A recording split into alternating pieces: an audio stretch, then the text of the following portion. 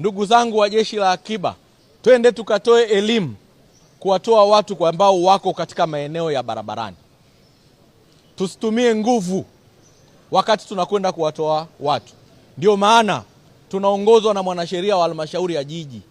Maana yake mtu atakaye kaidi tutampeleka mahakamani, mahakama ikampe adhabu. Moto ni marufuku Kariakoo.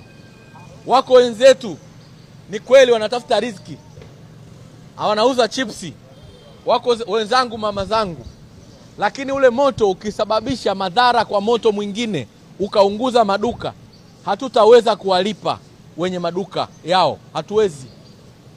Hivyo kwa moto tuwaambieni, moto ni marufuku. Ila wenzangu tunaokwenda kusimamia, hatupaswi kunyang'anya vyakula vyao, hatupaswi kunyang'anya vyombo vyao. Tunapaswa kuzima moto na kuwaambia waondoke.